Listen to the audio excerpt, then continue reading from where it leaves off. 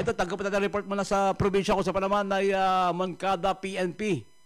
Pinaralangalan. Ang delivery truck driver dahil po nagsauli raw ng pera ng halagang 161,000 pesos. Narito ang balita ni Jude Briones.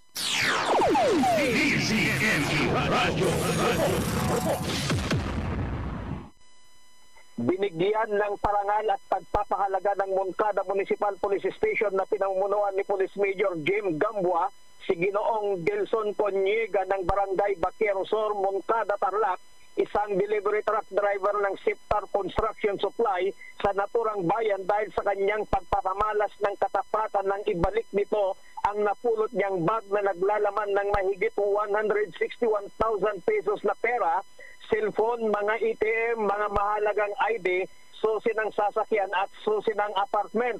Ayon kay Police Major Jim Gambua, hipin ng Moncada Municipal Police Station, lulan si Ginoong Delson Coniega ng minamaniho nitong delivery truck nang may mapansin siyang bag sa tabi ng kalsada, kaya huminto ito at pinulot ang bag sa kadinala sa naturang himpilan ng pulis na siyang daan para matunton ang nagmamay-ari ng napulot na bag.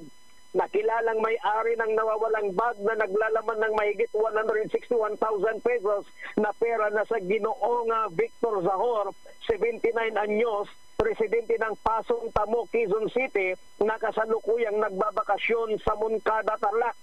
Ayon kay Ginoong Zahor, ay nawalan na ito ng pag-asa na matagpuan pa ang kanyang bag na nahulog at laking gulat umano nito nang matuntun siya ng mga kapulisan ng Moncada, Tarlac at sinabing may nakapulot sa kanyang bag at tinawag ito sa naturang himpilan ng pulis para sa formal na pagbabalik ng nawawala nitong bag.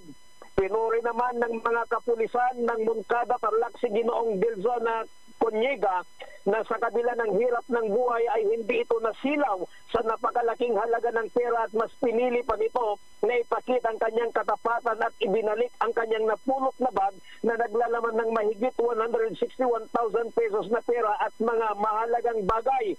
Maliban sa parangal at pagpapahalaga na ipinagkaloob ng Moncada Municipal Police Station kay Ginoong Delson Coniega ay kanila pa itong interest kasama ang kanyang pamilya.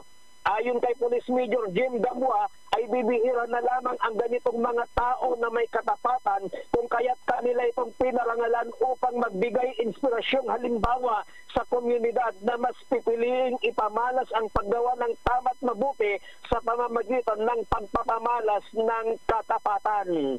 Mula dito sa bayan ng Moncada, Tarlac, Jude Briones nagulat para sa Target on Air sa DZME 1530 ang Radyo TV. DZME Radyo.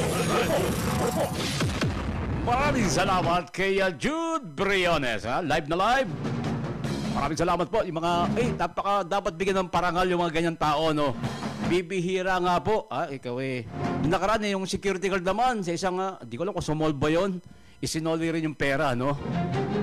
Mga bayaning buhay yan, ha?